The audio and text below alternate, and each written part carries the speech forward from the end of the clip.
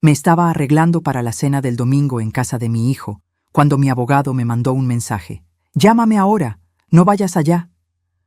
Lo que descubrió sobre el plan de mi nuera y de mi hijo lo cambió todo para siempre.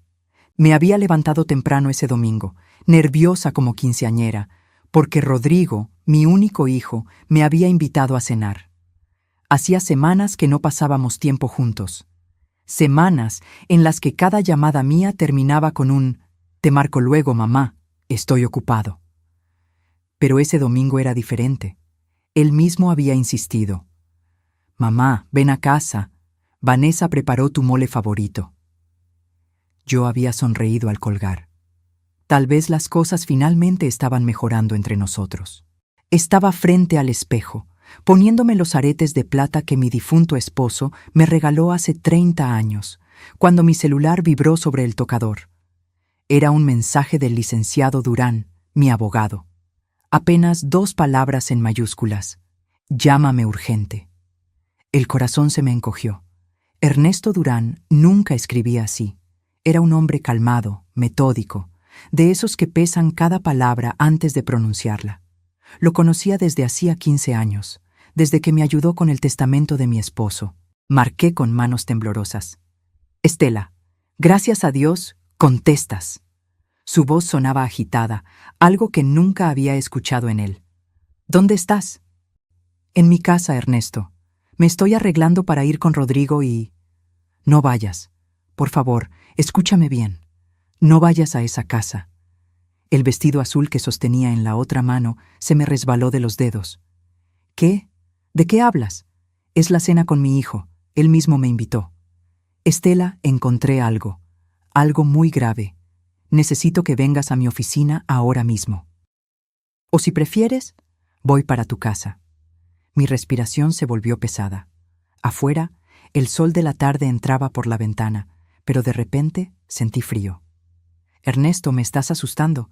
¿Qué está pasando?» Hubo un silencio que duró apenas segundos, pero se sintió como una eternidad. «Tu casa, Estela. Ya no es tuya. Las piernas me fallaron. Tuve que sentarme en la orilla de la cama». «¿Cómo que no es mía?» «Claro que es mía. La compré con mi propio dinero. Trabajé 30 años para...» «Firmaste una cesión total de propiedad hace 6 meses. Tu hijo es el dueño legal ahora. Y hay más, mucho más. Pero no puedo decírtelo por teléfono. Estela, esto es muy serio». El mundo se detuvo. Mi casa. La casa que levanté con bordados, con mis manos cansadas, con las madrugadas frente a la máquina de coser después de que mi esposo murió. La casa donde crié a Rodrigo, donde están las fotografías de mi vida entera. «Vengo para allá», susurré. «Dame 20 minutos». Colgué. Me quedé sentada, mirando el vestido azul tirado en el suelo. Y entonces entendí algo que me heló la sangre. Aquella cena no era una reconciliación, era una trampa. Si algo en esta historia te hace sentir un nudo en el pecho, quédate hasta el final. Porque lo que descubrí esa tarde no solo me quitó la casa, me quitó la fe en mi propia sangre. Dale like, suscríbete y acompáñame en este relato, porque necesito que alguien más sepa lo que viví. Mientras manejaba hacia el despacho del licenciado Durán, las lágrimas empezaron a nublarme la vista. Tuve que detenerme en un semáforo y respirar hondo, limpiándome los ojos con el dorso de la mano. La gente pasaba a mi lado, riendo, caminando tranquila, ajena a que mi mundo acababa de colapsar. ¿Cómo había llegado hasta aquí? Mi mente voló hacia atrás, hacia los días más oscuros de mi vida. Hace 12 años, cuando mi esposo Fernando murió de un infarto fulminante, me quedé sola con 43,000 pesos en el banco y una renta que vencía en 2 meses. Rodrigo acababa de entrar a la universidad. Tenía 20 años y toda una vida por delante. Yo tenía 56, ninguna pensión y un vacío en el pecho que parecía tragarse todo. Pero no me di el lujo de derrumbarme.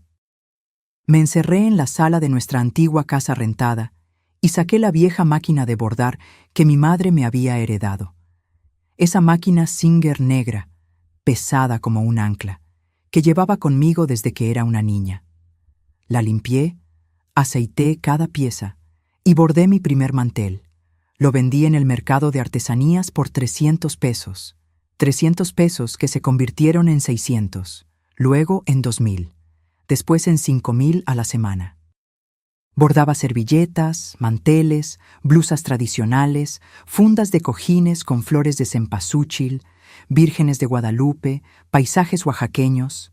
Cada puntada llevaba mi dolor, mi rabia, mi necesidad de sobrevivir. Trabajaba de 6 de la mañana a 11 de la noche. Mis dedos sangraban, mis ojos ardían bajo la luz amarilla del foco, pero no paraba. Rodrigo me veía trabajar y a veces me decía: «Mamá, descansa, ya es muy tarde». Yo le sonreía, con el hilo entre los dientes, y le contestaba: «Mijo, esto es para que tú tengas tu carrera, para que no te falte nada». 5 años después, abrí mi propio taller, un local pequeño en la colonia Condesa, con 3 empleadas que me ayudaban. Mis bordados empezaron a venderse en tiendas boutique. Turistas extranjeros pagaban hasta 2.500 pesos por un solo mantel. Mis manos, esas manos arrugadas y callosas, estaban construyendo un futuro. Y entonces llegó el día más importante de mi vida. Tenía 63 años cuando firmé la escritura de esta casa. Mi casa. Un pequeño inmueble de 2 plantas en la colonia Roma Norte, con un jardincito al frente y una terraza donde podía ver atardeceres. Costó 3.200.000 pesos. Lo pagué en efectivo.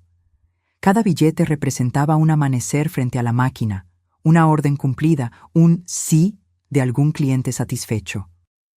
El notario me entregó las llaves y yo lloré como nunca había llorado. Llamé a Rodrigo esa tarde. Él ya se había graduado de ingeniero industrial, trabajaba en una empresa internacional, ganaba bien. Le dije: «Hijo, ya tenemos casa propia, ya nunca más vamos a depender de nadie». Él vino esa noche, cargando una botella de sidra. Brindamos en la sala vacía, sentados en el suelo porque aún no tenía muebles. Me abrazó fuerte y me dijo: «Mamá, eres la mujer más fuerte que conozco». Guardé esas palabras como un tesoro. Además de la casa, logré ahorrar 847.000 pesos. Los tenía en una cuenta de inversión a plazo fijo. Era mi colchón, mi seguridad, mi vejez digna. Pensaba dejarle todo a Rodrigo algún día, pero como herencia, no como limosna, como el fruto de una vida bien vivida, no como un botín arrebatado. Estacioné frente al edificio donde estaba la oficina del licenciado Durán. Apagué el motor. Me miré en el espejo retrovisor. Tenía los ojos hinchados, el rímel corrido, el cabello despeinado. Pero había algo más en mi reflejo. Había miedo. Miedo de confirmar que todo por lo que había luchado, todo lo que había construido con sangre y desvelos, me había sido arrebatado por las 2 personas en las que más confiaba en este mundo. Respiré profundo, tomé mi bolsa y bajé del auto. Porque si algo había aprendido en esta vida era esto: las batallas más duras no se pelean contra extraños. Se pelean contra quienes creíste que jamás te traicionarían. El licenciado Durán me recibió en su oficina con una expresión que nunca le había visto: preocupación mezclada con rabia contenida. Me sirvió un vaso con agua y esperó a que me sentara antes de abrir una carpeta beige repleta de documentos. Pero antes de llegar a eso, necesito contarles cómo empezó todo. Cómo una mujer que yo no conocía entró en nuestras vidas y, sin que me diera cuenta, comenzó a destruir todo desde adentro. Hace 3 años, Rodrigo llegó a mi casa un sábado por la tarde con una sonrisa que no le veía desde hacía tiempo. Traía de la mano a una mujer delgada, de cabello lacio y oscuro, impecablemente vestida con un traje sastre color perla, tacones altísimos, bolsa de marca, perfume caro que inundó mi sala en cuanto entró. «Mamá, ella es Vanessa», dijo mi hijo, con esa voz emocionada de quien presenta algo importante. Es licenciada en administración, trabaja en una firma de consultoría financiera. Vanessa me extendió la mano. No me abrazó, no me sonrió con calidez, solo una sonrisa educada, medida, fría. Señora Estela, qué gusto conocerla. Rodrigo me ha hablado mucho de usted. Me cayó bien al principio. O quizá me obligué a que me cayera bien porque veía a mi hijo feliz. Hacía años que no lo veía así. Desde que su última novia lo había dejado, Rodrigo se había vuelto más serio, más encerrado en su trabajo. Vanessa parecía exitosa, inteligente, de esas mujeres que saben lo que quieren. Pensé, qué bueno que mi hijo encontró a alguien así, alguien que lo empuje a crecer. No sabía que lo que ella quería era exactamente lo que yo había construido. Los primeros meses fueron normales. Venían a visitarme los domingos. Vanessa siempre traía postres de alguna pastelería francesa carísima, esos que cuestan 180 pesos por rebanada. Yo le ofrecía mi pan dulce casero, mis conchas recién horneadas, pero ella apenas probaba un pedacito y lo dejaba en el plato.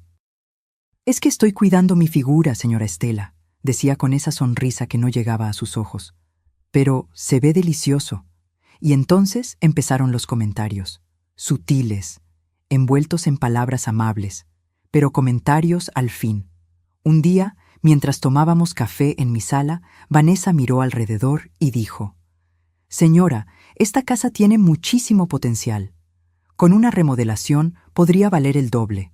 Esos muebles vintage están lindos, pero si cambiara por algo más moderno, minimalista, imagínese el cambio». Yo sonreí incómoda. «Me gustan así. Cada mueble tiene su historia». «Claro, claro», respondió ella, tocándose el cabello perfectamente planchado. «Es solo que...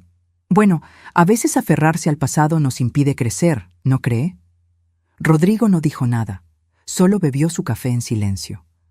Otro domingo, mientras yo preparaba pozole en la cocina, Vanessa entró y se apoyó en la barra. «Señora Estela, ¿usted ya tiene un plan de retiro estructurado? Porque con su edad debería estar pensando en inversiones más seguras, en diversificar su patrimonio». «Tengo mis ahorros», respondí, revolviendo la olla. «Y mi negocio todavía da para vivir bien». «Ah, sí, el taller de bordados», dijo ella, con un tonito que no me gustó. «Es muy artesanal. Pero dígame, ¿ha pensado qué pasará cuando ya no pueda trabajar? ¿Cuando sus manos ya no respondan como antes?» Sentí un nudo en la garganta. Porque era una pregunta que yo misma me había hecho en las noches de insomnio. Pero escucharla de su boca, dicha así, tan fría, tan calculadora, me dolió. «Por eso ahorro», dije firmemente. «Y por eso tengo esta casa. Es mi seguridad». Vanessa asintió lentamente, como si estuviera tomando nota mental de algo. «Por supuesto. Pero ¿sabe qué sería más inteligente? Poner esa casa a nombre de Rodrigo desde ahora. Así, cuando usted... bueno, cuando llegue el momento, no habrá problemas legales ni impuestos que pagar. Todo quedaría en familia, protegido». Algo en mi interior se erizó, pero no dije nada. Rodrigo seguía sin intervenir. Al mes siguiente, me anunciaron que se iban a casar. Yo organicé una pequeña reunión en mi casa para celebrar. Invité a mis amigas del taller, a algunos vecinos, a la familia. Vanessa llegó tarde, con cara de fastidio, y apenas probó la comida que había preparado con tanto cariño. «Es que no estoy acostumbrada a comida tan condimentada», me dijo en voz baja, mientras Rodrigo hablaba con un primo. Tragué saliva y sonreí. La boda fue en un salón elegante que ellos pagaron. Yo no tuve voz ni voto en nada, ni en el menú, ni en la música, ni en la lista de invitados. Era su día, me recordó Vanessa. Y yo, como madre, debía respetar sus decisiones. Me senté en esa boda sintiéndome como una invitada más, no como la madre del novio. Y después de la luna de miel en Europa, algo cambió definitivamente. Las visitas se volvieron cada vez más escasas. Rodrigo siempre estaba ocupado. Vanessa siempre tenía junta, compromiso, cansancio. Cuando yo llamaba, él contestaba con monosílabos. Cuando yo proponía vernos, él posponía. Y cuando finalmente venían, Vanessa dominaba toda la conversación. Hablaba de sus logros, sus proyectos, sus inversiones. Miraba mi casa como quien evalúa una propiedad para comprar y demoler. Una noche, sola en mi habitación, me pregunté si estaba exagerando, si eran cosas mías, si el problema era que no podía aceptar que mi hijo ya tenía su propia vida, pero algo en mi corazón me decía que no, que había algo más oscuro creciendo detrás de esas sonrisas frías y esos comentarios disfrazados de consejos. Y tenía razón. Pero cuando finalmente lo descubrí, ya era demasiado tarde. El licenciado Durán colocó el primer documento frente a mí. Era una escritura pública. Reconocí mi firma al final de la página. Mis manos empezaron a temblar. Antes de explicarte esto, dijo Ernesto con voz grave, necesito que me cuentes exactamente cómo llegaste a firmar este papel. Cerré los ojos y volví a ese día. Hace 6 meses, un martes por la tarde. Rodrigo me había llamado esa mañana, algo inusual porque casi nunca lo hacía entre semana. Mamá, ¿puedes venir a comer a la casa? Vanessa y yo necesitamos hablar contigo de algo importante. El tono era serio. Mi corazón se aceleró. Pensé en enfermedades, en problemas, en malas noticias. Durante todo el camino hacia su departamento en Polanco, recé en silencio. Cuando llegué, Vanessa me recibió con una sonrisa que parecía demasiado amplia, demasiado ensayada. Había preparado una mesa con salmón, ensalada y vino blanco. Todo muy elegante, muy impersonal. Nada que yo realmente disfrutara, pero comí en silencio, esperando a que me dijeran qué pasaba. Después del postre, Rodrigo y Vanessa intercambiaron una mirada. Él se aclaró la garganta. Mamá, hemos estado pensando mucho en tu futuro, comenzó Rodrigo. En tu seguridad. ¿Mi seguridad? Repetí, confundida. Vanessa se inclinó hacia adelante, con esa expresión de preocupación que ahora sé que era completamente falsa. Señora Estela, Rodrigo y yo hemos estado investigando. ¿Sabía usted que cuando una persona fallece y deja bienes inmuebles, los herederos tienen que pagar impuestos enormes? Estamos hablando de hasta el 35% del valor de la propiedad. Me quedé helada. ¿35%? Susurré. Así es, continuó ella, sacando una carpeta con papeles impresos, gráficas, números resaltados en amarillo. Su casa está valuada en más de 3 millones de pesos. Eso significa que Rodrigo tendría que pagar más de 1 millón solo en impuestos sucesorios. Y si no los paga a tiempo, el gobierno puede embargar la propiedad. Mi hijo tomó mi mano. Esa mano que yo había sostenido cuando aprendió a caminar, cuando tuvo su primera caída, cuando le rompieron el corazón por primera vez. Mamá, no queremos que pierdas tu casa. No queremos que todo tu esfuerzo se vaya a manos del gobierno. Por eso investigamos opciones legales. ¿Qué opciones? Pregunté con la voz quebrada. Vanessa deslizó más papeles hacia mí. Había palabras que no entendía. Cesión de derechos, transmisión patrimonial anticipada, protección fiscal. La solución es simple y completamente legal, explicó ella con voz suave, casi maternal. Usted hace una cesión de la propiedad a nombre de Rodrigo ahora, en vida. De esa manera, no hay impuestos que pagar. La casa queda protegida. Y usted, por supuesto, sigue viviendo ahí como siempre. Nada cambia para usted. Es solo un papel, un trámite notarial para proteger su patrimonio. Pero, ¿yo dejaría de ser la dueña? Pregunté, sintiendo cómo se me secaba la boca. En papel sí, respondió Rodrigo rápidamente. Pero en la práctica, no. Seguiría siendo tu casa, mamá. Es tu hogar. Nadie va a sacarte de ahí. Esto es solo para protegerte de los impuestos abusivos del gobierno. Vanessa agregó, con tono urgente. Y créame, señora Estela, hemos visto casos terribles. Personas mayores que pierden sus casas porque sus hijos no pueden pagar los impuestos. Familias destruidas, patrimonios perdidos. No queremos que eso les pase a ustedes. Me mostraron artículos impresos de Internet, historias de familias que habían perdido todo. Números rojos, advertencias, titulares alarmantes. Yo estaba mareada, confundida. asustada. Pero, ¿no hay otra forma? ¿Un testamento no? Los testamentos no evitan los impuestos, mamá, interrumpió Rodrigo. Al contrario, los complican más. Esto es lo más seguro. Además, ya hablé con un notario. Está todo listo. Solo necesitamos tu firma. ¿Ya hablaste con un notario?, repetí, sintiendo una alarma en mi pecho. Para agilizar el proceso, explicó Vanessa. Estos trámites pueden tardar meses, pero si usted firma esta semana, quedamos protegidos. Su casa queda protegida. Rodrigo apretó mi mano. Mamá, confía en mí. Esto es lo mejor para ti, para todos. Y ahí estuvo mi error monumental. Confié.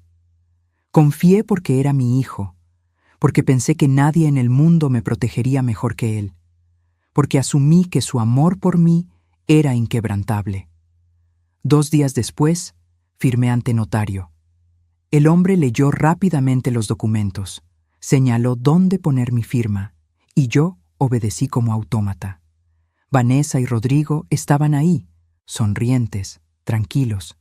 El notario me dio una copia de los papeles y me dijo: «Felicidades, realizó un acto de gran amor y previsión». Salí de ahí sintiendo un vacío extraño en el estómago, pero me convencí de que había hecho lo correcto.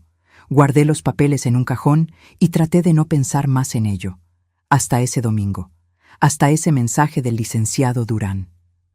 Abrí los ojos y lo miré. Él tenía la mandíbula tensa, los puños cerrados sobre el escritorio. «Estela», dijo con voz ronca, «lo que firmaste no fue una protección, fue una cesión total, absoluta e irrevocable de la propiedad. Tu casa ya no te pertenece. Rodrigo es el único dueño legal, y si él quisiera vendértela, echarte, hipotecarla, puede hacerlo sin tu consentimiento». Las palabras cayeron sobre mí como piedras, pero él me dijo, me prometió.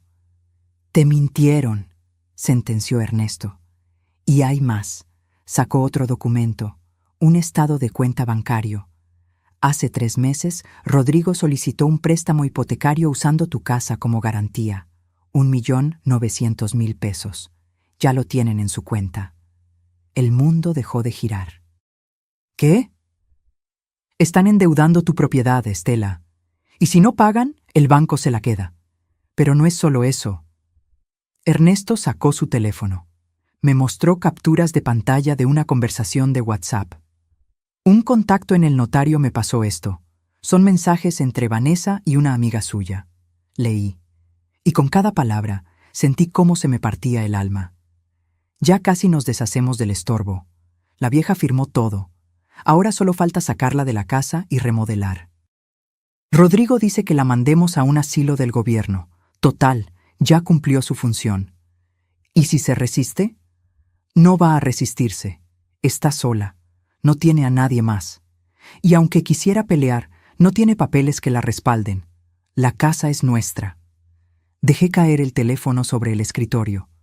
Las lágrimas brotaron sin control, quemándome las mejillas, ahogándome la voz. Mi hijo, mi único hijo, el niño que cargué en mi vientre, al que alimenté cuando no tenía ni para mí, al que vestí con ropa que yo cosía en las madrugadas, al que eduqué, protegí, amé con cada fibra de mi ser. Me había vendido por 1.900.000 pesos. No sé cuánto tiempo estuve llorando en esa oficina. El licenciado Durán me trajo un té de manzanilla que no pude tomar. Las manos me temblaban tanto que el líquido se derramaba sobre mis piernas. Él esperó en silencio, dándome el espacio que necesitaba para procesar lo impensable. Cuando finalmente pude hablar, mi voz salió quebrada, irreconocible. ¿Cómo descubriste todo esto? Ernesto se recargó en su silla y suspiró profundamente. Hace 2 semanas recibí una llamada de un colega del registro público de la propiedad. Me preguntó si yo seguía siendo tu abogado. Le dije que sí. Entonces me comentó que había visto movimientos extraños en tu escritura. una cesión total seguida casi inmediatamente por una solicitud de crédito hipotecario. Eso le pareció sospechoso. ¿Por qué sospechoso?, pregunté, limpiándome las lágrimas.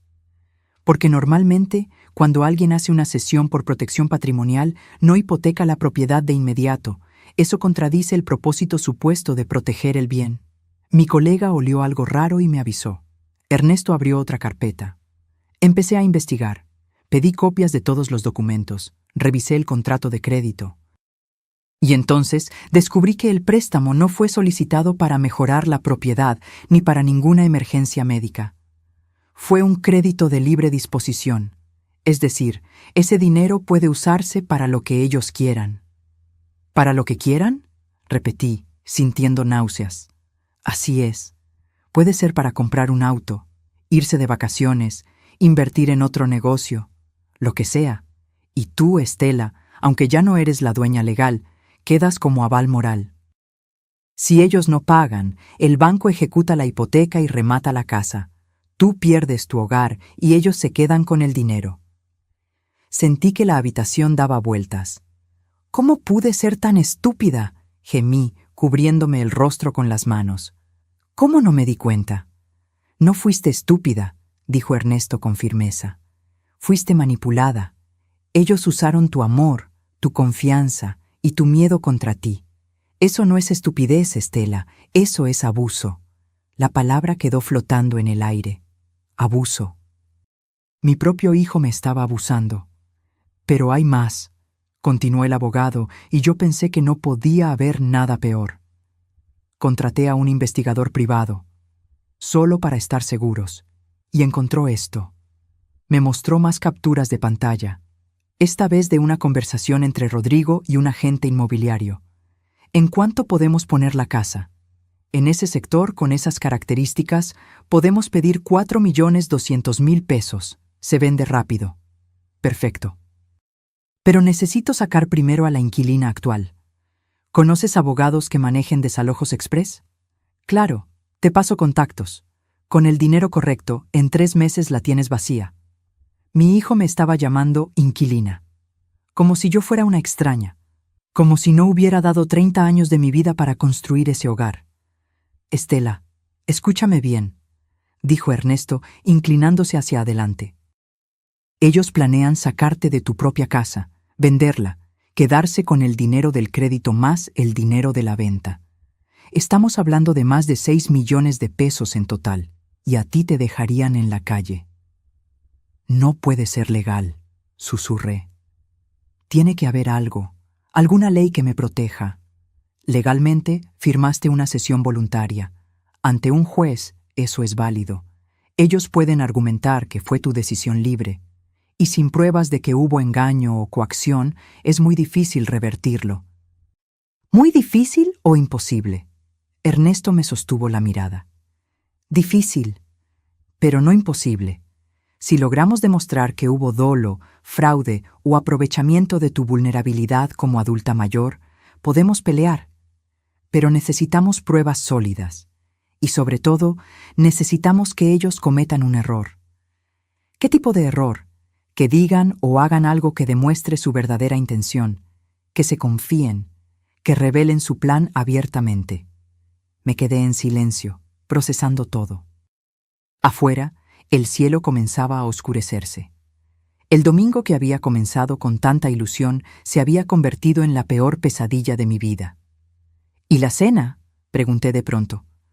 ¿Por qué me invitaron hoy específicamente? Ernesto sacó un último documento. Porque mañana lunes vence el plazo para que tú firmes tu renuncia a cualquier derecho de usufructo o habitación sobre la propiedad. Es el último papel que necesitan para tener control absoluto.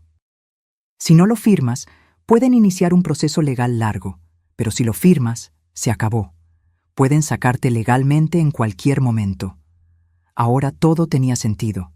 La invitación repentina después de semanas de silencio. El mole favorito. Las sonrisas. Todo era parte de un plan para ablandarme, para que llegara confiada, feliz, desprevenida. y después del postre sacarían unos papelitos para que yo firmara sin leer, creyendo que eran fotos o recuerdos familiares. Pero tú me advertiste a tiempo, dije mirando a Ernesto con gratitud infinita. Me salvaste de firmar eso. Por ahora, respondió él, pero Estela, ellos no se van a rendir. Cuando no aparezcas hoy, cuando no firmes mañana, van a presionarte, van a buscarte, van a intentar convencerte de todas las formas posibles. ¿Qué hago entonces?, pregunté, sintiéndome pequeña, vulnerable, rota. Ernesto juntó sus manos sobre el escritorio. Tienes 2 opciones. La primera, aceptar lo que pasó, negociar con ellos algún acuerdo donde te permitan vivir en la casa hasta que mueras y rezar porque cumplan su palabra. La segunda, hizo una pausa. La segunda es pelear, reunir pruebas, grabarlos si es necesario, demostrar que te engañaron y recuperar lo que es tuyo. ¿Tengo posibilidades reales de ganar? Si haces exactamente lo que te diga, si eres valiente y estratégica, sí. Hay una ley federal de protección a adultos mayores contra violencia patrimonial. Si demostramos que hubo manipulación y abuso, podemos anular la cesión. Pero no será fácil, y tendrás que enfrentarte a tu propio hijo en un juzgado. Las lágrimas volvieron a brotar, pero esta vez eran diferentes. No eran solo de dolor. Había algo más, algo que empezaba a crecer en mi pecho como una brasa encendida. Rabia. Levanté la cabeza y miré a Ernesto a los ojos. Quiero pelear, quiero recuperar mi casa. Y quiero que paguen por lo que me hicieron. Él asintió lentamente, con una leve sonrisa. Entonces prepárate, Estela, porque lo que viene no será bonito, pero te prometo que no estarás sola. Salí de esa oficina cuando ya era de noche. Mi teléfono estaba lleno de llamadas perdidas de Rodrigo y mensajes de Vanessa. Mamá, ¿dónde estás? Ya es tarde. ¿Te pasó algo? Contesta, por favor. Estamos preocupados. La cena se está enfriando. No respondí ninguno. Conduje de regreso a mi casa que ya no era mía, y me senté en la sala a oscuras, mirando las fotografías en las paredes. Rodrigo de bebé, Rodrigo en su graduación, Rodrigo abrazándome el día que compré esta casa. ¿En qué momento ese niño se había convertido en un extraño capaz de traicionarme así? Y más importante, ¿en qué momento yo había olvidado que soy una mujer que no se rinde? Esa noche algo cambió dentro de mí. El dolor seguía ahí. Pero ahora estaba acompañado de algo más fuerte: determinación. Pasé toda la noche despierta, sentada en mi cama, con la espalda contra la cabecera, mirando el techo mientras las horas se arrastraban con una lentitud insoportable. Mi teléfono no dejaba de sonar. Llamadas, mensajes. Cada vibración era como un puñal en el estómago. A las 2 de la mañana, Rodrigo dejó un mensaje de voz. Su tono había cambiado. Ya no sonaba preocupado, sonaba molesto. Mamá, esto es ridículo. No contestas el teléfono, nos dejaste plantados, nos hiciste quedar mal. Al menos ten la decencia de explicarnos qué pasó. Llámame mañana temprano. Borré el mensaje sin terminar de escucharlo. El lunes en la mañana, el licenciado Durán me llamó. «Estela, ¿cómo amaneciste?» «No dormí», respondí con voz rasposa. «Lo imaginé. Escucha, tengo un plan. Pero necesito que confíes en mí y que hagas exactamente lo que te voy a pedir. Dime, quiero que vayas a esa cena». Me senté en la cama de golpe. «¿Qué? ¿Estás loco? No pienso...» «Escúchame», interrumpió con calma. «Necesitamos pruebas. Necesitamos que ellos revelen sus intenciones. Y la mejor forma de conseguirlo es que tú vayas, finjas que no sabes nada y los dejes hablar. Lleva tu celular grabando en el bolso. Graba todo, cada palabra, cada gesto, cada comentario. Ernesto, no puedo. No puedo sentarme frente a ellos y actuar como si... Sé que es difícil, pero es la única manera. Si no tenemos pruebas contundentes de su plan, será tu palabra contra la de ellos. y ante un juez ellos pueden argumentar que todo fue legal y transparente. Necesitamos que se cuelguen solos. Cerré los ojos. Respiré hondo. ¿Y si no puedo? ¿Y si me derrumbo ahí mismo? No te vas a derrumbar, dijo Ernesto con firmeza, porque eres más fuerte de lo que crees, y porque has sobrevivido cosas peores que una cena incómoda. Piensa en esto como una actuación, la actuación más importante de tu vida. Esa tarde volví a llamar a Rodrigo. Puse mi mejor voz de madre arrepentida. Hijo, perdóname. El domingo me sentí mal. Creo que fue algo que comí.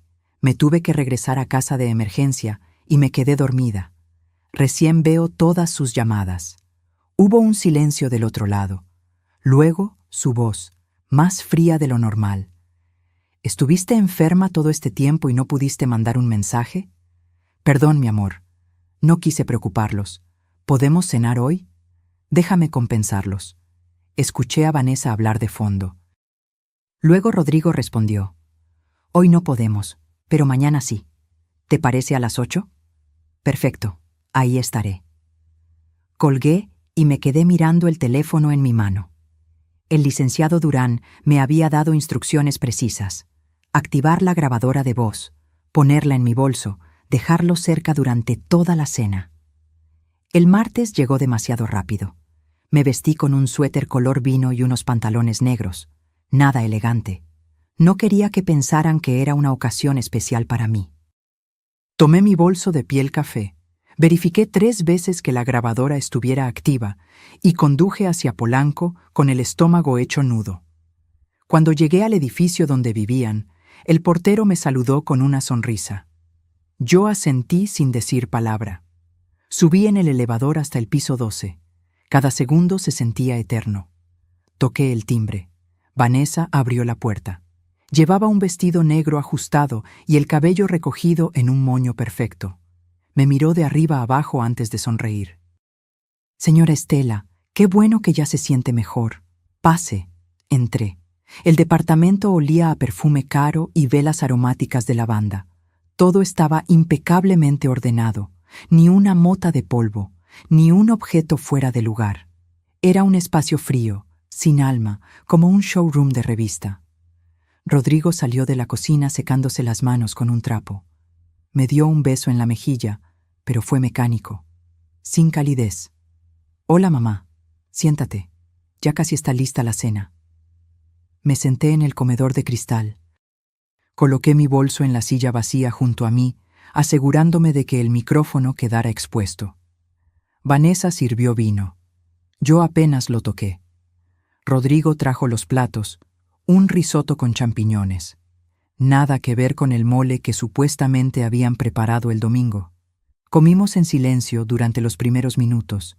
Yo sentía sus miradas sobre mí, evaluándome, midiendo cada uno de mis movimientos. Finalmente, Vanessa rompió el silencio. Señora Estela, queríamos hablar con usted sobre algo importante. Aquí venía. ¿Sí? Pregunté, fingiendo inocencia. Rodrigo dejó su tenedor sobre el plato.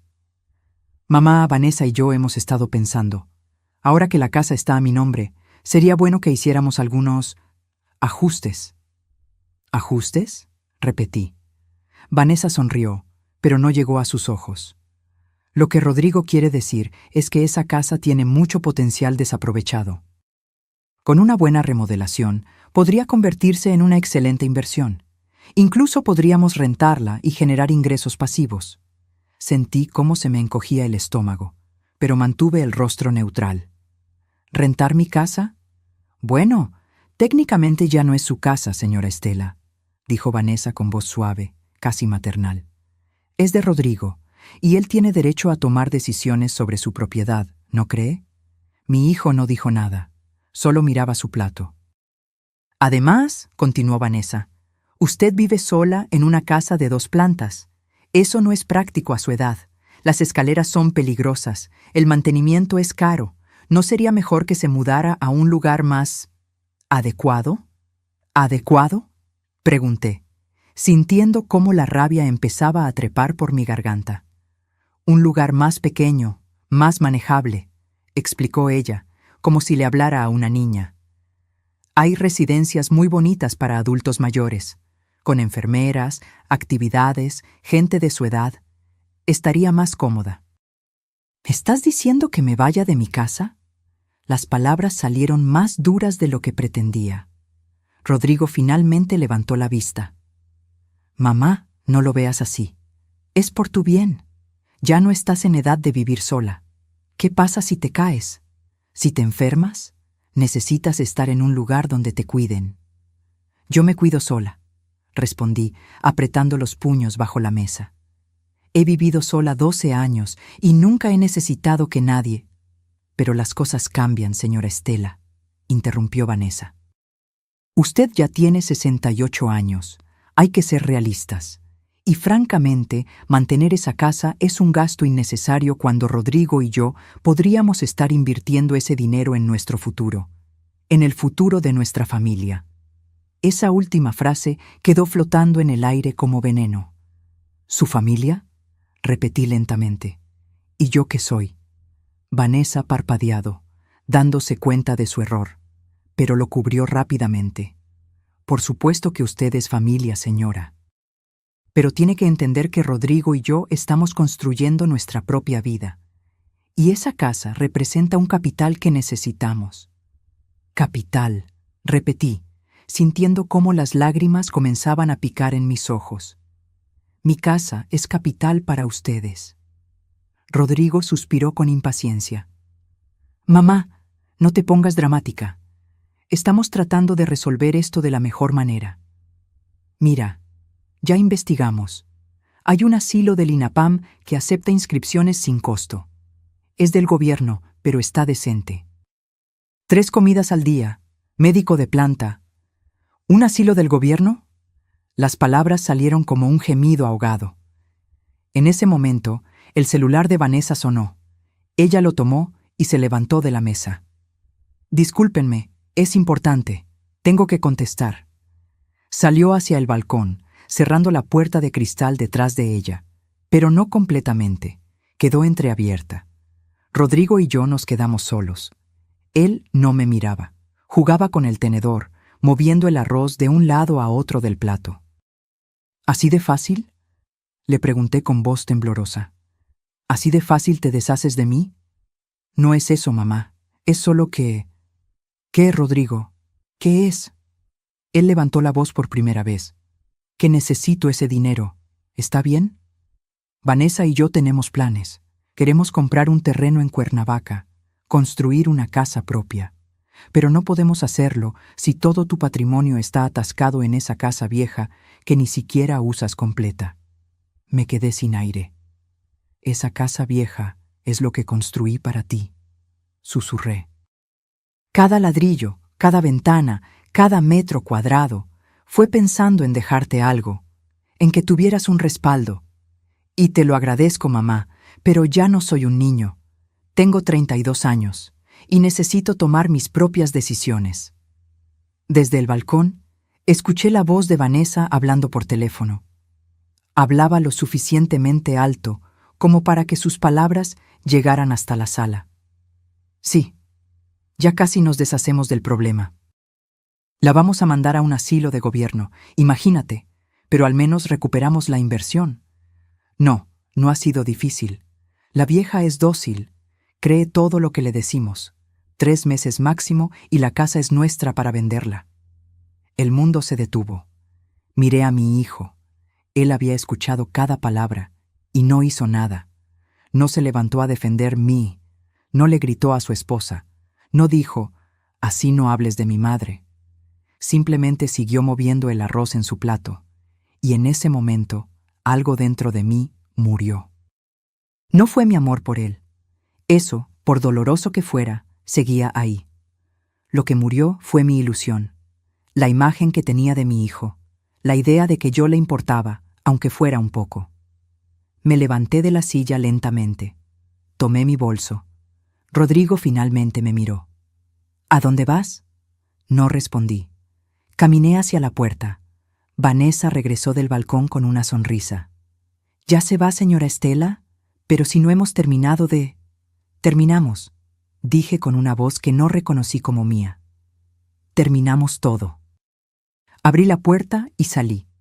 Detrás de mí, escuché a Rodrigo decir: «Déjala, ya firmará, no tiene a dónde más ir». Bajé en el elevador con las piernas temblando. Llegué a mi auto, me senté en el asiento del conductor, y ahí, finalmente, exploté. Lloré como no había llorado desde la muerte de mi esposo. Lloré por la traición, por la humillación, por el hijo que había perdido sin siquiera darme cuenta. Pero cuando las lágrimas se secaron, cuando el llanto se convirtió en hipo y el hipo en silencio, saqué mi teléfono. Detuve la grabación. 2 horas y 14 minutos de audio. Cada palabra, cada plan, cada insulto disfrazado de preocupación. Le mandé el archivo al licenciado Durán con un solo mensaje: «Tengo lo que necesitábamos. Ahora dime cómo los destruimos». Llegué a mi casa pasadas las 11 de la noche. Las luces de la calle parpadeaban débilmente, proyectando sombras largas sobre el jardín que yo misma había plantado hace años. Rosas, jazmines, bugambilias.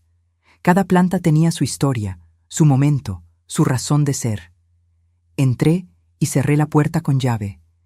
Me quedé parada en la entrada, mirando mi sala, los muebles que Vanessa llamaba vintage, con desprecio, las fotografías en las paredes que documentaban toda una vida, el tapete tejido a mano que me había regalado una clienta agradecida, la lámpara de cerámica que compré en Oaxaca cuando Fernando aún vivía.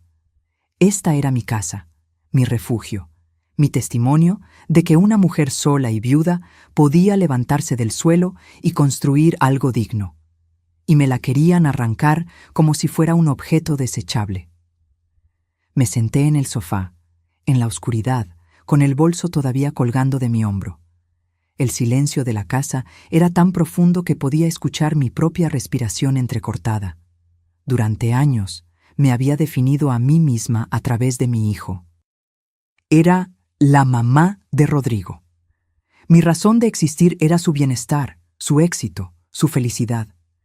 Cada sacrificio, cada noche sin dormir, cada comida que yo no probaba para que a él no le faltara nada. Todo tenía sentido porque era para él. Pero ¿quién era yo sin ese papel? ¿Quién era Estela cuando ya no era solamente madre? La respuesta llegó como un susurro desde lo más profundo de mi ser. Yo era una sobreviviente, una mujer que había enterrado a su esposo y no se dejó enterrar con él. Una mujer que convirtió el dolor en puntadas de bordado y las puntadas en un negocio. Una mujer que aprendió a negociar con proveedores, a calcular costos, a defender sus precios cuando los clientes querían pagar menos de lo justo. Yo era una guerrera. Siempre lo había sido. Solo que había olvidado ponerme la armadura. Mi teléfono vibró. Era el licenciado Durán. «Estela, escuché el audio completo. Es oro puro. Esto es suficiente para demostrar fraude, manipulación y violencia patrimonial. ¿Estás lista para la guerra?». Mis dedos temblaban sobre el teclado, pero escribí con una claridad que me sorprendió a mí misma. «Estoy lista. Dime qué hacer». Su respuesta llegó en segundos. «Mañana a primera hora ven a mi oficina. Vamos a preparar una demanda que hará temblar los cimientos de su mundo perfecto. Y Estela, te voy a pedir cosas difíciles. Vas a tener que fingir debilidad cuando eres fuerte. Vas a tener que actuar como víctima cuando eres cazadora. ¿Puedes hacerlo?». Sonreí en la oscuridad. Una sonrisa amarga, pero sonrisa al fin. «Puedo hacer lo que sea necesario». Esa noche, algo extraño me sucedió. Después de tanto llanto, tanto dolor, tanta humillación, dormí profundamente. Dormí como no lo había hecho en meses. Y soñé. Soñé con mi madre. Ella había muerto cuando yo tenía apenas 23 años, pero en el sueño estaba ahí, sentada frente a su máquina de coser, con esa expresión seria y determinada que yo recordaba tan bien. «Mija», me dijo sin levantar la vista del bordado, «¿te acuerdas de lo que te enseñé?». «¿Qué cosa, mamá?». «Que las mujeres como nosotras no nos quebramos. Nos doblamos, sí, el viento nos sacude, la vida nos golpea, pero no nos quebramos, porque estamos hechas del mismo material que los cactus, espinosas por fuera, resistentes por dentro y capaces de florecer incluso en el desierto. Desperté con las mejillas mojadas, pero esta vez no de tristeza. Era algo distinto. Algo que se sentía como despedida y bienvenida al mismo tiempo. Me levanté, me di una ducha larga y me vestí con cuidado. Pantalón negro, blusa blanca, mi suéter de lana gris. Me recogí el cabello en un chongo bajo. Me vi en el espejo y por primera vez en semanas no vi a una víctima. Vi a una mujer lista para pelear. A las 9 de la mañana estaba en la oficina del licenciado Durán. Él ya tenía todo preparado: carpetas, documentos, computadora encendida con el audio transcrito palabra por palabra. «Buenos días, Estela», me saludó, estudiando mi rostro. «Te ves diferente». «Me siento diferente», respondí, sentándome frente a su escritorio. «Dime qué tengo que hacer». Ernesto juntó sus manos y se inclinó hacia adelante. «Lo primero es entender contra qué nos enfrentamos. Ellos tienen la ley de su lado en papel. Tú firmaste voluntariamente. Pero nosotros tenemos algo más poderoso: la verdad y las pruebas de que esa firma fue obtenida mediante engaño. ¿Qué leyes nos protegen? La ley de los derechos de las personas adultas mayores, específicamente el artículo que penaliza la violencia patrimonial. También podemos invocar fraude procesal y abuso de confianza. Pero esto no será rápido, Estela. Puede tomar meses». «No me importa el tiempo», dije con firmeza. «Me importa ganar». «Bien, entonces esto es lo que vamos a hacer». Ernesto desplegó un plan detallado. Primero, presentaríamos una demanda de nulidad de la cesión de propiedad basada en dolo y error sustancial. Adjuntaríamos el audio como prueba principal, más un peritaje psicológico que demostrara que yo había sido manipulada emocionalmente. Segundo, solicitaríamos una medida cautelar para congelar cualquier transacción sobre la propiedad mientras durara el juicio. Eso evitaría que Rodrigo vendiera la casa antes de que se resolviera el caso. Tercero, presentaríamos una denuncia penal por fraude y violencia patrimonial contra adultos mayores, que es un delito federal con penas de hasta 8 años de prisión. ¿Prisión?, repetí, sintiendo un escalofrío. Si se comprueba el delito, sí. Pero Estela, tengo que preguntártelo directamente. ¿Estás dispuesta a que tu hijo enfrente consecuencias penales? La pregunta quedó suspendida en el aire, como una guillotina. Cerré los ojos. Vi al niño de 5 años que lloraba cuando se caía. Al adolescente que me abrazaba cuando yo lloraba por su padre. Al joven que me había dicho: «Eres la mujer más fuerte que conozco». Pero también vi al hombre que me llamó inquilina, que permitió que su esposa me llamara estorbo y vieja, que planeaba encerrarme en un asilo del gobierno para quedarse con mi patrimonio. Abrí los ojos. Estoy dispuesta a lo que sea necesario para recuperar mi dignidad. Ernesto asintió lentamente. Entonces hay algo más que debes saber. Para que este plan funcione, necesitamos que ellos se sientan confiados, que crean que ganaron. Quiero que los llames, que te hagas la derrotada y que les digas que estás dispuesta a negociar. ¿Negociar? Finge que aceptas irte de la casa a cambio de una pequeña mensualidad. Diles que solo quieres mantener la paz, que no quieres problemas. Mientras más seguros se sientan, más errores cometerán, y nosotros estaremos documentando todo. ¿Quieres que me humille más? Quiero que juegues al ajedrez, Estela. A veces, para dar jaque mate, tienes que sacrificar piezas primero. ¿Confías en mí? Lo miré fijamente. Este hombre me había avisado a tiempo. Me había creído cuando todo el mundo habría pensado que era una vieja paranoica. Me estaba ofreciendo sus años de experiencia y su red de contactos sin pedir nada a cambio más que justicia. Confío en ti. Perfecto. Entonces llámalo ahora, con alta voz. Quiero escuchar. Saqué mi teléfono con manos temblorosas. Marqué el número de Rodrigo. Sonó 3 veces antes de que contestara. «¿Mamá?» Su voz sonaba sorprendida. «Hijo», dije, poniendo en mi voz todo el cansancio que realmente sentía. Necesito hablar contigo. De lo de anoche. Ah, sí. Mira, creo que te fuiste muy dramática. Nosotros solo... Tienes razón, lo interrumpí. Tienes razón, Rodrigo. Me puse dramática. Estoy vieja, estoy cansada y... Tal vez tienen razón. Tal vez sí necesito un lugar más pequeño, más manejable. Hubo un silencio del otro lado. Luego, ¿en serio? En serio, pero quiero pedirte algo. No me mandes a un asilo del gobierno, por favor.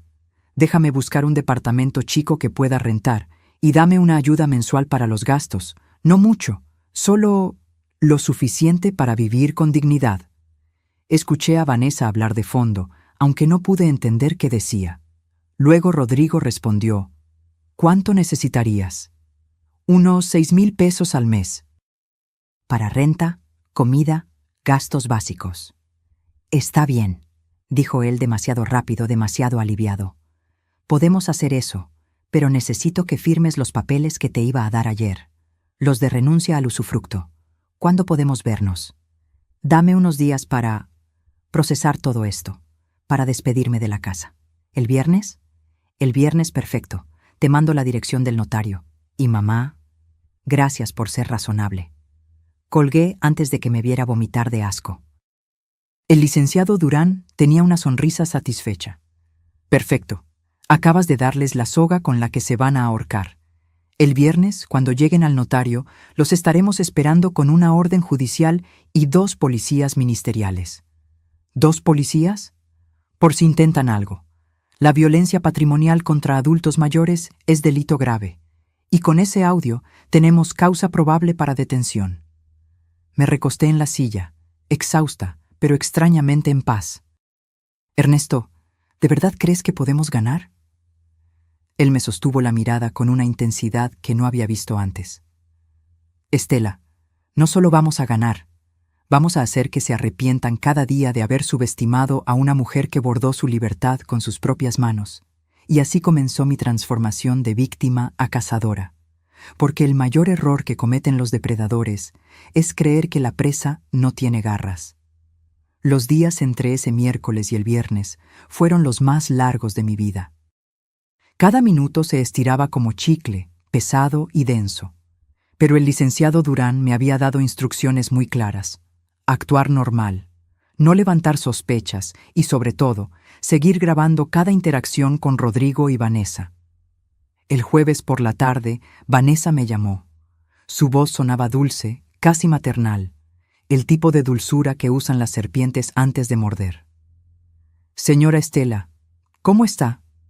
Rodrigo me contó de su conversación. Quiero que sepa que tomó una decisión muy sabia. Apreté el teléfono contra mi oreja, con la grabadora activada. Gracias, Vanessa. Supongo que tienen razón. Ya no tengo edad para mantener una casa tan grande. Exactamente. Y mire, quiero que sepa que nosotros no somos malas personas. Los 6,000 pesos mensuales están garantizados. Es lo justo, ¿no? Usted nos da la casa, nosotros cuidamos de usted. Nos da la casa. Como si fuera un intercambio justo. Como si 30 años de mi vida valieran 6,000 pesos al mes. Sí, es justo, mentí, sintiendo cómo la bilis me subía por la garganta. Perfecto. Entonces mañana a las 11 en el notario. Ya está todo preparado. Solo tiene que firmar y listo. Todos contentos. Ah, y señora Estela... ¿Sí? No es necesario que lleve abogado ni nada de eso. Es un trámite sencillo. Entre familia, ¿verdad? La confianza es lo más importante. Sonreí amargamente. Claro, Vanessa. Entre familia. Cuando colgué, le mandé el audio al licenciado Durán con un mensaje. Ya están celebrando. Su respuesta fue inmediata. Déjalos, que se emborrachen de confianza. Mañana será su peor despertar. Esa noche no dormí. No por angustia, sino por anticipación. Era como la víspera de Navidad cuando era niña, pero en lugar de esperar regalos, esperaba justicia. Me levanté a las 5 de la mañana. Me bañé con calma, dejando que el agua caliente relajara mis músculos tensos. Me vestí con mi mejor conjunto, un traje sastre color beige que había comprado para la graduación de Rodrigo, pero nunca usé. Me maquillé ligeramente. Me puse los aretes de perlas que Fernando me regaló en nuestro 20º aniversario. Me miré al espejo y vi a una mujer que no reconocía del todo. Seguía siendo yo, pero había algo diferente en mis ojos. Algo duro, algo que brillaba con determinación. A las 9 de la mañana llegué a la oficina del licenciado Durán. Pero esta vez no estábamos solos. Había otras 3 personas esperando. Estela, te presento al licenciado Javier Montoya, especialista en Derecho Patrimonial. Él llevará la parte civil del caso. Ella es la licenciada Patricia Ruiz, de la Fiscalía Especializada en Delitos contra Adultos Mayores, y él es el agente del Ministerio Público, Ricardo Salazar. Me quedé boquiabierta. ¿Todo esto? La licenciada Ruiz, una mujer de unos 45 años con mirada afilada, me tendió la mano. Señora Estela, su caso llegó a mi escritorio hace 2 días. Escuché los audios, leí los documentos, y le voy a ser sincera. En mis 15 años haciendo esto, pocas veces he visto un caso tan claro de violencia patrimonial con premeditación. Su hijo y su nuera no solo cometieron fraude, cometieron un delito federal. ¿Qué va a pasar?, pregunté con voz temblorosa. El agente Salazar, un hombre corpulento de bigote espeso, explicó. A las 11, usted entrará al notario como acordaron. Nosotros estaremos afuera, esperando. Cuando ellos lleguen y estén todos reunidos, yo entraré con la orden de presentación. Los vamos a llevar al Ministerio Público para tomarles declaración. Ahí se les notificará formalmente de la demanda civil y de la denuncia penal. ¿Y la casa?, pregunté, sintiendo cómo el corazón me latía en la garganta. El licenciado Montoya sonrió. Ya tenemos lista la medida cautelar. En cuanto se presente la demanda, la propiedad queda congelada. No pueden venderla, hipotecarla más, ni hacer ninguna transacción. Y si demostramos el fraude, que lo vamos a demostrar, la cesión se anula y la propiedad regresa a su nombre. ¿Cuánto tiempo tomará? Entre 3 y 6 meses, respondió el licenciado Durán. Pero Estela, necesito que entiendas algo. A partir de hoy, tu relación con tu hijo cambia para siempre. Esto no tiene vuelta atrás. Cerré los ojos. Respiré hondo. Mi relación con él cambió el día que decidió venderme por un préstamo bancario. Yo solo estoy recuperando lo que es mío. A las 10:30 salimos hacia el notario. Yo iba en mi auto, seguida por un vehículo discreto, donde iban los licenciados y el agente. Mi celular sonó. Era Rodrigo. Ya vamos llegando, llegaremos puntuales. Yo también, nos vemos allá. Estacioné frente a la notaría, un edificio antiguo en la colonia Juárez. Mis piernas temblaban al bajar del auto. El licenciado Durán se acercó y puso una mano en mi hombro. Respira. Tú puedes. Entra, saluda, actúa normal. Cuando yo entre, solo aléjate y déjanos hacer nuestro trabajo. Asentí y entré. El notario, un hombre calvo de lentes gruesos, me recibió con una sonrisa profesional. Señora Estela, bienvenida. Su hijo ya avisó que vienen en camino. ¿Gusta un café mientras esperamos? No, gracias. Estoy bien. Me senté en una de las sillas de la sala de espera. Mis manos sudaban. Mi corazón golpeaba tan fuerte que pensé que todos en la habitación podían escucharlo. 5 minutos después, la puerta se abrió. Rodrigo entró primero, vestido con traje gris y corbata azul. Se veía seguro, relajado, casi feliz. Detrás de él venía Vanessa, impecable como siempre, con un vestido negro y tacones que hacían eco en el piso de mármol. «Hola, mamá», dijo Rodrigo, dándome un beso en la mejilla que se sintió como hielo. «¿Lista para terminar con esto?» «Lista», respondí con voz neutra. Vanessa me sonrió.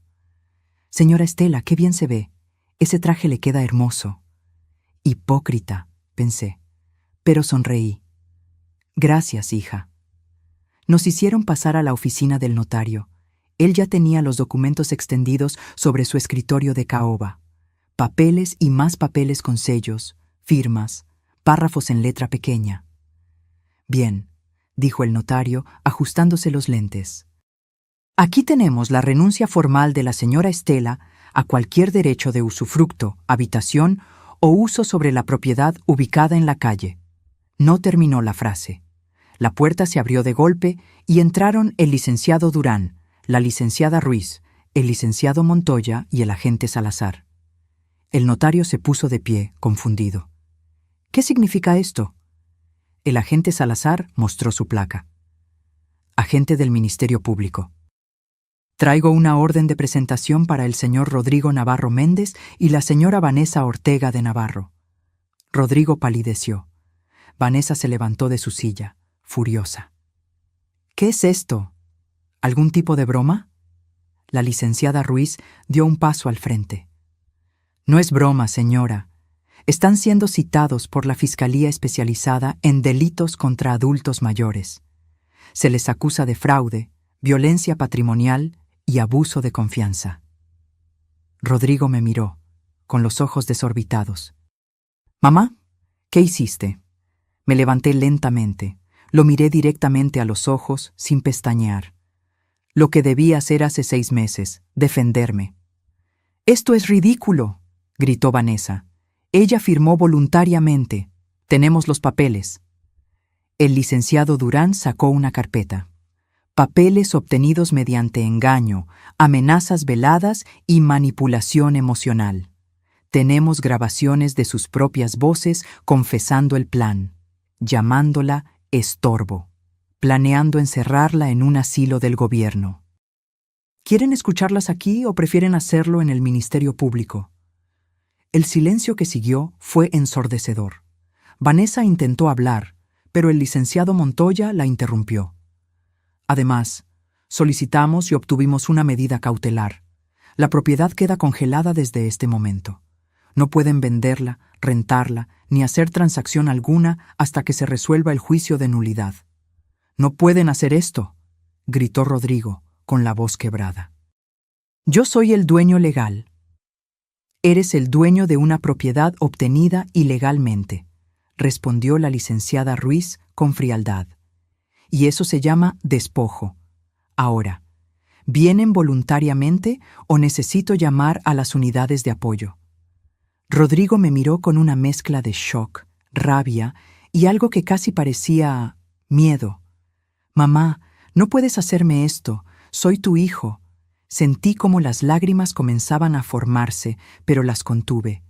«No aquí, no ahora». Precisamente por eso duele tanto, Rodrigo, porque sí eres mi hijo. Y aún así me traicionaste. Vanessa intentó acercarse a mí, pero el agente Salazar se interpuso. «Señora, por favor, acompáñenos. Pueden llamar a su abogado desde el Ministerio Público». Los vi salir escolatados. Rodrigo caminaba como zombi, con la cabeza baja. Vanessa gritaba amenazas vacías sobre demandas y abogados caros. Cuando la puerta se cerró detrás de ellos, mis piernas cedieron. El licenciado Durán me sostuvo antes de que cayera. «Ya pasó», susurró. «Lo más difícil ya pasó». Pero no era cierto. Lo más difícil venía apenas comenzando. Porque una cosa es recuperar una casa. Otra muy distinta es recuperarte del hecho de que tu propia sangre te quiso dejar en la calle. Los siguientes 3 meses fueron un torbellino de citatorios, audiencias, peritajes y declaraciones. Cada semana tenía que presentarme en alguna oficina gubernamental para responder preguntas, firmar documentos, ratificar testimonios. Rodrigo y Vanessa contrataron a un abogado caro, de esos que cobran 50,000 pesos solo por la consulta inicial. Un hombre de traje italiano y sonrisa de tiburón que intentó intimidarme cada vez que coincidíamos en los pasillos del juzgado. «Señora, esto se puede resolver sin tanto escándalo», me decía con voz melosa. «Piense en su hijo. ¿De verdad quiere arruinar su vida por un malentendido?» Yo lo miraba sin pestañear y respondía: «No fue un malentendido, fue un robo planeado. Y yo no arruiné su vida, él arruinó la mía». Durante ese tiempo, No volví a hablar con Rodrigo. Él intentó llamarme 2 veces. Dejó mensajes de voz que nunca escuché completos. Después, supongo que su abogado le aconsejó no contactarme directamente. Vanessa, en cambio, me mandó un mensaje a las 3 de la mañana, un martes. Un solo mensaje lleno de insultos, amenazas y palabras que nunca pensé leer escritas con tanto veneno. Lo guardé como prueba y se lo entregué a la licenciada Ruiz. «Perfecto», dijo ella con una sonrisa satisfecha. «Intimidación a testigo. Esto le suma más cargos». Mi taller de bordado siguió funcionando, pero yo ya no era la misma. Mis empleadas notaban el cambio. Me preguntaban si estaba bien. Yo sonreía y asentía, pero por dentro sentía como si cargara piedras en el pecho. Las noches eran lo peor. Me despertaba a las 3 de la mañana, empapada en sudor, con pesadillas donde Rodrigo era un niño otra vez, y yo lo perdía en una multitud. Soñaba que lo buscaba, gritando su nombre, pero él nunca volteaba. Una tarde, mi amiga Lucía, con quien había trabajado durante años en el taller, me preparó un té de tila y se sentó frente a mí. «Estela, ¿de verdad vas a llegar hasta el final con esto?» «¿Tú qué harías?», le pregunté cansada. «No lo sé, pero sé que ese muchacho es tu único hijo, y que cuando todo esto termine, ganes o pierdas, ya nada será igual entre ustedes». «Ya nada es igual, Lucía». Eso murió el día que decidió verme como un estorbo en lugar de como su madre. Ella suspiró y tomó mi mano. «Solo te pido que no pierdas de vista quién eres, porque he visto muchas veces cómo la rabia nos convierte en aquello que odiamos». Sus palabras me quedaron dando vueltas durante días. Finalmente, llegó el día de la audiencia definitiva. El día donde el juez escucharía todos los argumentos, revisaría todas las pruebas y dictaría sentencia sobre la nulidad de la sesión. Era un miércoles de abril. El cielo estaba gris, amenazando lluvia. Me levanté a las 6 de la mañana, me vestí con un traje azul marino y me recogí el cabello en un chongo impecable. Quería verme digna. Quería que el juez viera a una mujer seria, no a una víctima desesperada. El licenciado Durán pasó por mí a las 8. «¿Lista?», preguntó, estudiando mi rostro. «Lo más lista que puedo estar para ver a mi hijo sentarse en el banquillo de los acusados». El juzgado estaba en el centro de la ciudad, un edificio antiguo con techos altos y pasillos que olían a papel viejo y desinfectante. Subimos al 3er piso, donde estaba la sala de audiencias. Rodrigo y Vanessa ya estaban ahí, sentados con su abogado. Él llevaba traje negro, corbata gris y lucía demacrado. Había perdido peso. Tenía ojeras profundas. Vanessa, en cambio, mantenía su compostura de hielo, con un vestido gris perla y el cabello perfectamente liso. Cuando entré, Rodrigo levantó la vista. Nuestros ojos se encontraron por un segundo que se sintió eterno. Vi dolor en su mirada, arrepentimiento, tal vez, o quizás solo miedo a las consecuencias. Yo aparté la vista primero. Nos llamaron a la sala. Era un espacio rectangular con paredes color crema, un estrado donde se sentaba el juez y bancas de madera para las partes. Me senté junto a mis abogados. Rodrigo y Vanessa se sentaron del otro lado, a apenas 3 metros de distancia. El juez entró. Era un hombre de unos 60 años, con cabello blanco y mirada penetrante. Se sentó, acomodó sus papeles y habló con voz firme. «Estamos aquí para resolver la demanda de nulidad de cesión de propiedad interpuesta por la señora Estela Méndez Cordero contra su hijo, Rodrigo Navarro Méndez, y su nuera, Vanessa Ortega de Navarro. También atenderemos la denuncia penal por violencia patrimonial contra adultos mayores. Procederemos con la presentación de pruebas». El licenciado Montoya se puso de pie y comenzó a exponer el caso.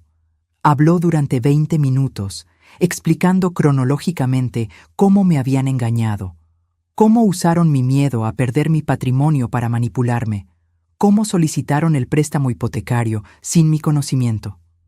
Luego vino el momento más duro, reproducir los audios. La voz de Vanessa llenó la sala. Ya casi nos deshacemos del problema.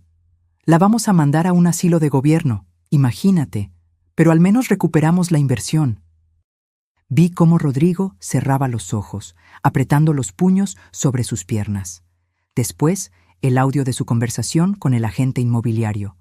Necesito sacar primero a la inquilina actual. El abogado defensor intentó objetar, argumentando que los audios habían sido obtenidos sin consentimiento. Pero la licenciada Ruiz respondió con calma. Los audios fueron grabados por la propia víctima durante conversaciones en las que ella estaba presente. Es completamente legal bajo la Ley de Protección de Datos Personales cuando se trata de documentar un delito. El juez asintió y permitió que continuaran. Luego fue mi turno de declarar. Me puse de pie, con las piernas temblando. Caminé hasta el estrado. Puse mi mano sobre la Biblia y juré decir la verdad. El licenciado Montoya me hizo preguntas básicas primero. Mi nombre, mi edad, mi ocupación. ¿Cómo había adquirido la propiedad? Señora Estela, ¿puede describir con sus propias palabras qué le dijeron su hijo y su nuera cuando le pidieron que firmara la cesión? Respiré hondo. Me dijeron que era para protegerme, que si yo moría, Rodrigo tendría que pagar más de 1 millón de pesos en impuestos. Me dijeron que era solo un trámite en papel, que yo seguiría viviendo en mi casa como siempre. Me lo juraron. ¿Y usted les creyó? Sí, porque era mi hijo, porque pensé que él jamás me haría daño. ¿Cuándo se dio cuenta de que la habían engañado? Las lágrimas comenzaron a rodar por mis mejillas, pero mi voz se mantuvo firme. Cuando mi abogado me llamó para decirme que ya no era dueña de nada, que habían hipotecado mi casa y que planeaban sacarme para venderla. ¿Cómo se sintió en ese momento? Miré directamente a Rodrigo. Él tenía la cabeza baja, evitando mi mirada. Sentí que me moría. Sentí que 30 años de trabajo, de sacrificio, de amor incondicional, no habían significado nada para él. Sentí que mi único hijo me había vendido por dinero. El silencio en la sala era absoluto. Luego fue el turno del abogado defensor de interrogarme. Se puso de pie con expresión severa. Señora Estela, ¿es cierto que usted firmó los documentos voluntariamente frente a un notario? Firmé lo que mi hijo me pidió que firmara, confiando en él. ¿Leyó los documentos antes de firmar? El notario los leyó rápidamente. Yo confié en que mi hijo no me mentiría. Señora, usted es una mujer de 68 años, dueña de un negocio exitoso. ¿Me está diciendo que no tiene la capacidad de leer un documento legal antes de firmarlo? Sentí la rabia trepar por mi garganta. Tengo la capacidad. Lo que no tenía era razón para desconfiar de mi propio hijo. ¿No es cierto que usted está haciendo todo este teatro porque se arrepintió de su decisión? ¿Que ahora quiere quedarse con la casa que voluntariamente cedió? «Objeción», gritó el licenciado Montoya. «Está hostigando a la testigo». «Procede», dijo el juez. «Licenciado, reformule su pregunta». El abogado defensor cambió de táctica. «Señora Estela, ¿su hijo alguna vez la amenazó físicamente?» «No». «¿La golpeó?» «No». «¿La encerró contra su voluntad?» «No». «Pero me manipuló, me mintió y planeó dejarme en la calle. Según usted, según interpretaciones de conversaciones privadas que grabó sin consentimiento». La licenciada Ruiz se puso de pie. «Su señoría, nuevamente estamos ante argumentos ya refutados. Los audios son legales y las palabras en ellos son claras e inequívocas». El juez golpeó su mazo. «Sostenido. Licenciado, ¿tiene más preguntas para la testigo?» «No, su señoría. Me permitieron bajar del estrado. Mis piernas apenas me sostenían». Después declaró un perito psicólogo que había evaluado mi estado mental. Confirmó que yo estaba completamente lúcida y que había sido víctima de manipulación emocional sistemática. Luego el turno fue para Rodrigo. Lo vi caminar hacia el estrado con pasos lentos. Se veía pequeño, vulnerable. Nada que ver con el hombre seguro que había entrado meses atrás a esa notaría creyendo que había ganado. Señor Navarro, comenzó su propio abogado, ¿puede explicar cuál era su intención al pedirle a su madre que cediera la propiedad? Rodrigo habló con voz baja. Solo quería protegerla. Investigué y es verdad que los impuestos sucesorios son muy altos. No quería que después hubiera problemas. ¿En algún momento planeó dejarla en la calle? No, nunca. Esas conversaciones que grabó salieron de contexto. Yo estaba molesto, frustrado, pero nunca pensé realmente hacerle daño. ¿Y el préstamo hipotecario? Rodrigo titubeó. Lo necesitábamos para un proyecto de inversión. Iba a generarnos ingresos y después le iba a regresar la casa a mi mamá. ¿Por qué no le explicó eso antes de solicitar el crédito? Porque pensé que se preocuparía innecesariamente. Ahora fue el turno del licenciado Montoya de interrogarlo. Señor Navarro, ¿es cierto que usted le dijo a un agente inmobiliario que necesitaba desalojar a la inquilina actual, refiriéndose a su madre? Rodrigo palideció. ¿Eso fue sí o no? Sí, pero no lo decía en serio.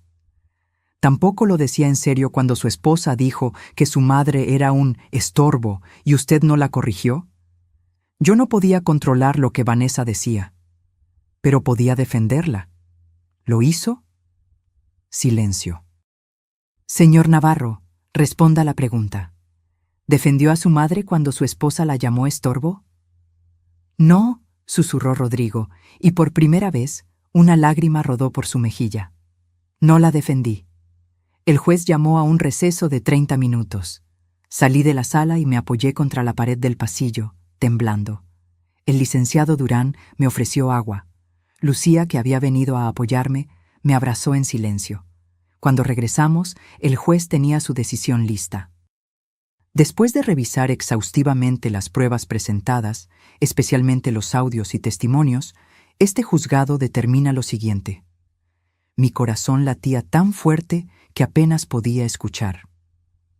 Primero, se declara nula la cesión de propiedad realizada por la señora Estela Méndez Cordero a favor de su hijo Rodrigo Navarro Méndez, por haberse realizado bajo engaño, manipulación y error sustancial inducido dolosamente.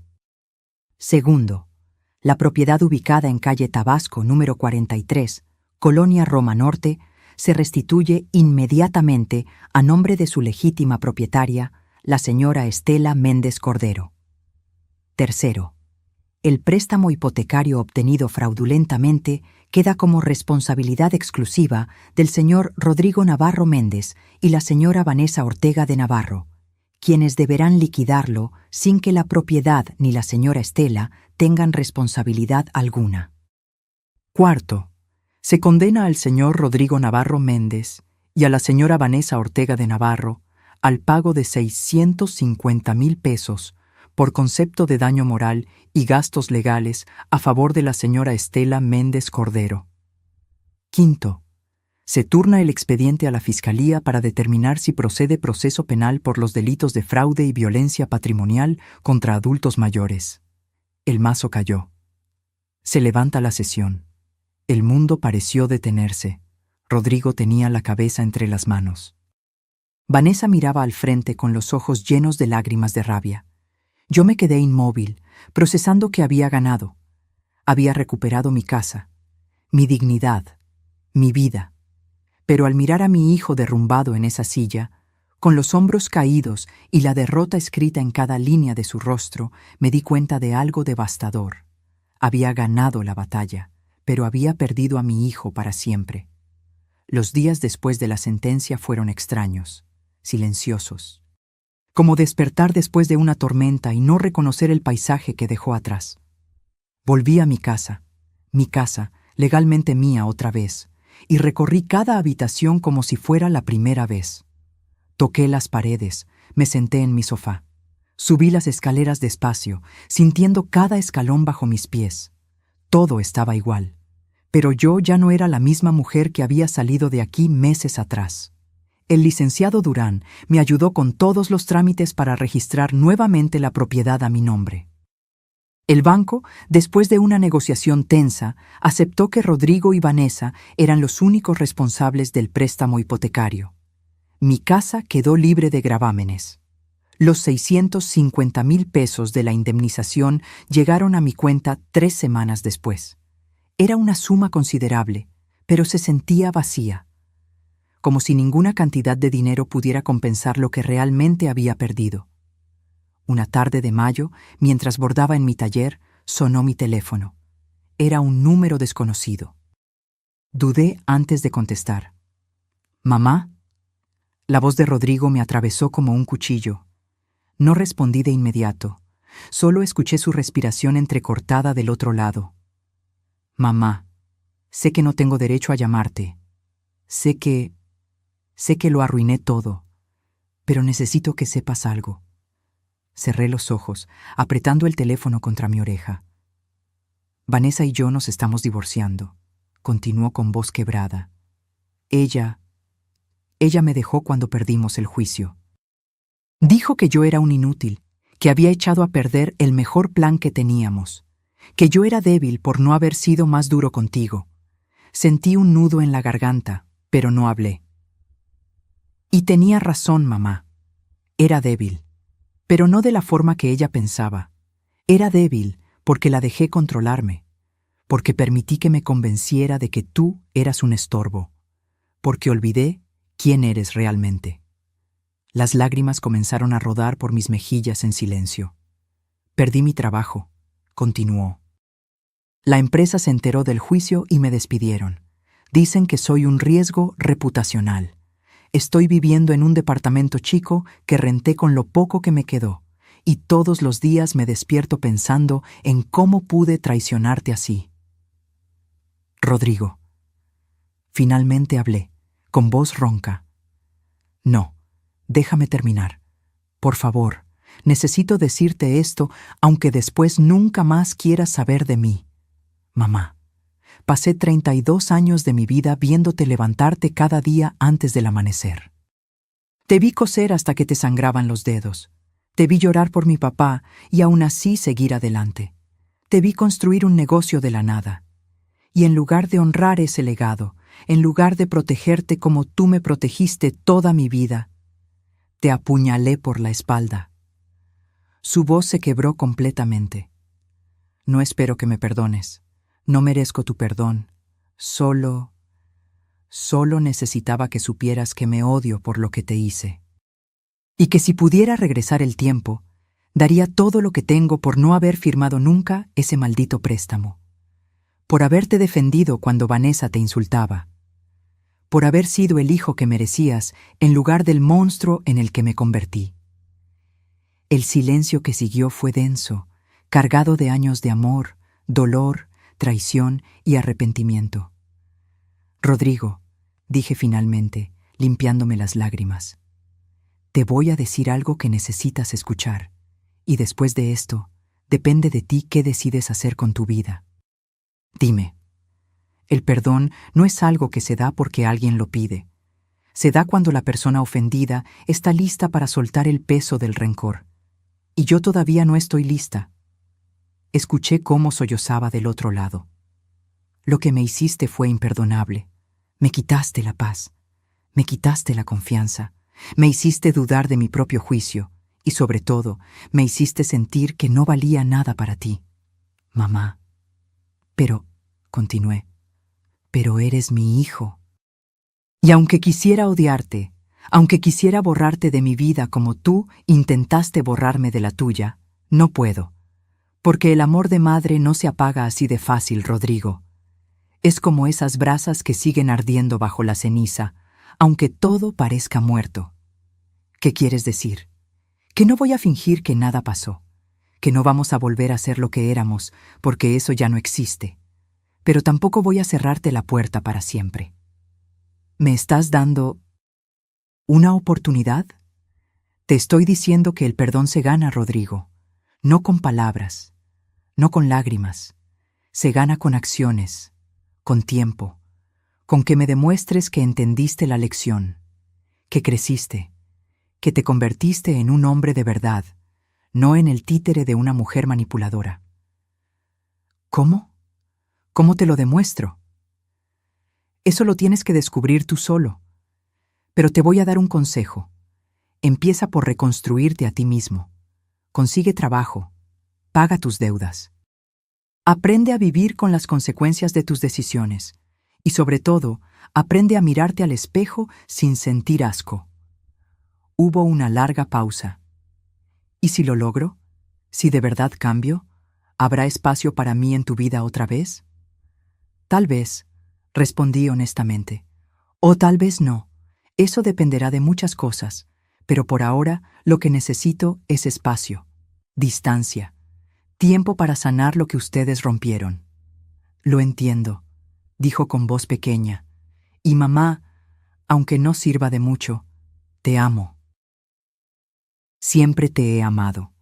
Simplemente perdí de vista lo que realmente importaba. Yo también te amo, Rodrigo. Por eso duele tanto. Colgué antes de derrumbarme completamente. Los meses siguieron su curso. El verano llegó con su calor sofocante. Mi taller empezó a recibir más pedidos. Una tienda boutique en San Miguel de Allende me hizo un pedido de 50 manteles bordados a mano. El trabajo me mantenía ocupada, y eso era bueno. No tenía tiempo para hundirme en el dolor. Una tarde de agosto, Lucía entró al taller con una expresión seria. «Estela, hay una mujer afuera que quiere hablar contigo. Dice que se llama Gabriela y que su historia es parecida a la tuya». Salí y encontré a una señora de unos 70 años, con el rostro surcado de arrugas y los ojos llenos de tristeza. «Señora Estela, mi nombre es Gabriela Ramírez. Vi su caso en las noticias, y yo estoy pasando por algo similar con mi hija y mi yerno. Me están presionando para que les firme mi departamento. Dicen que es por protección, pero después de ver lo que le pasó a usted, tengo miedo. La hice pasar, le preparé un café y escuché su historia. Era casi idéntica a la mía. Las mismas palabras, las mismas promesas, la misma manipulación disfrazada de amor. «¿Qué puedo hacer?», me preguntó con voz temblorosa. «No quiero perder mi hogar, pero tampoco quiero perder a mi hija». Le di el contacto del licenciado Durán. Le expliqué los pasos que debía seguir y le dije algo que ella necesitaba escuchar. «Gabriela, proteger tu patrimonio no es una traición a tus hijos, es un acto de amor propio, y si ellos realmente te aman, lo entenderán». Ella se fue con una chispa de esperanza en los ojos. Esa noche no pude dormir. Pensé en cuántas mujeres como Gabriela y como yo había en México. Cuántas madres siendo manipuladas. Cuántos hijos aprovechándose de la confianza ciega de quienes les dieron la vida. A la mañana siguiente, llamé al licenciado Durán. «Ernesto, quiero hacer algo. Quiero usar parte de la indemnización para crear algo útil». «¿Qué tienes en mente?» «Una asociación, pequeña, sin muchas pretensiones, pero que ofrezca asesoría legal gratuita a adultos mayores que están siendo víctimas de abuso patrimonial, que les enseñe a identificar las señales, que les dé las herramientas para defenderse». Hubo un silencio. Luego, «Estela, eso es brillante. Y yo conozco a 3 abogados más que estarían dispuestos a donar algunas horas al mes para algo así». Así nació Dignidad Plateada, una pequeña asociación civil que registramos en septiembre. Con 200,000 pesos de mi indemnización, rentamos un local pequeño en la Colonia Condesa. 2 días a la semana ofrecíamos consultas gratuitas. La primera semana llegaron 3 personas, la segunda, 8. Al mes, ya teníamos lista de espera. Cada historia que escuchaba era como ver un espejo de mi propio dolor, pero también era una oportunidad de evitar que otros pasaran por lo mismo. Además de la asesoría legal, empecé a dar talleres de bordado gratuitos los sábados, no solo para enseñar el oficio, sino para crear una comunidad. Un espacio donde mujeres mayores pudieran sentirse valoradas, útiles, vivas. Una de mis alumnas, doña Carmela, de 73 años, me dijo algo que nunca olvidaré. «Señora Estela, yo vengo aquí no solo por el bordado. Vengo porque después de que mis hijos me abandonaron en un asilo, pensé que mi vida había terminado. Pero usted me enseñó que todavía hay belleza que crear. Todavía hay propósito. En noviembre, 6 meses después de la sentencia, recibí una carta certificada. Era de Rodrigo. Con manos temblorosas, la abrí. Mamá, no espero respuesta a esta carta. Solo quiero que sepas que conseguí trabajo en una constructora. Es un puesto modesto, muy por debajo de lo que ganaba antes, pero es honesto. Estoy pagando poco a poco el préstamo que arruinó todo. Me va a tomar años liquidarlo, pero lo voy a hacer. También empecé terapia psicológica. El terapeuta me ha ayudado a entender cómo permití que Vanessa me manipulara, cómo confundí el amor con la obsesión por aparentar éxito, cómo traicioné los valores que tú me inculcaste. Cada semana deposito 1,000 pesos en una cuenta de ahorro. No sé para qué exactamente. Tal vez algún día pueda devolverte aunque sea una mínima parte de lo que me diste toda tu vida. O tal vez solo es mi forma de recordarme que las cosas valiosas se construyen con paciencia. No se roban. Vi en internet lo de tu asociación. Leí sobre los talleres de bordado y me llené de orgullo. Porque a pesar de todo el daño que te causé, tú seguiste siendo quien siempre has sido, una mujer que convierte el dolor en algo hermoso. No te estoy pidiendo perdón otra vez. Solo quiero que sepas que estoy tratando de ser mejor. Día a día, paso a paso. Y si algún día, cuando sientas que tu corazón está listo, quisieras tomar un café conmigo, estaré esperando. Con amor y vergüenza eterna, tu hijo Rodrigo. Doblé la carta lentamente. Las lágrimas rodaban por mis mejillas, pero esta vez no eran solo de dolor. Había algo más, algo que se sentía parecido a la esperanza. No le respondí de inmediato, pero guardé la carta en el cajón de mi tocador, junto a las fotografías viejas y los aretes de plata de Fernando, porque el perdón, como le había dicho a Rodrigo, no llega en un día, llega en pequeñas dosis, en momentos inesperados, en la decisión consciente de soltar 1 gramo de rencor cada vez que el peso se vuelve insoportable. Hoy, 1 año después de aquella sentencia, sigo viviendo en mi casa, sigo bordando, sigo dando talleres, sigo ayudando a personas que necesitan recuperar su dignidad. Rodrigo y yo hemos tomado café 3 veces, conversaciones incómodas al principio, donde él habla de su trabajo y yo de mi asociación, donde evitamos mencionar a Vanessa o el juicio, donde construimos, con torpeza, algo nuevo sobre las ruinas de lo que fuimos. No sé si algún día volveremos a tener la relación que teníamos. Probablemente no, pero tal vez podamos construir algo diferente, algo más honesto, algo basado en respeto mutuo y no en dependencia ciega. Porque aprendí algo fundamental en este proceso doloroso. El amor verdadero no es ciego. El amor verdadero te permite ver claramente y aún así elegir quedarte. Pero también te permite ver con claridad cuando es momento de protegerte. El respeto no es opcional, no se negocia, no se mendiga, y tu dignidad no está a la venta. No importa quién sea el comprador. Me siento en mi terraza esta tarde, con una taza de café entre las manos, mirando el atardecer que pinta el cielo de naranja y rosa. El mismo cielo que veía cuando estaba rota. El mismo cielo que me vio levantarme. Y pienso en todas las mujeres que están pasando ahora mismo por lo que yo pasé, que sienten que están solas, que creen que no tienen poder. Y quiero decirles esto, desde el fondo de mi alma: nunca eres demasiado vieja para defender lo que es tuyo. Nunca es demasiado tarde para recuperar tu dignidad, y la verdadera riqueza no está en las propiedades que posees, sino en la capacidad de mirarte al espejo y reconocer a la mujer que eres. Una mujer que se levanta, que pelea, que sobrevive, y que a pesar de todo sigue siendo capaz de amar, pero ahora con los ojos bien abiertos. Fin.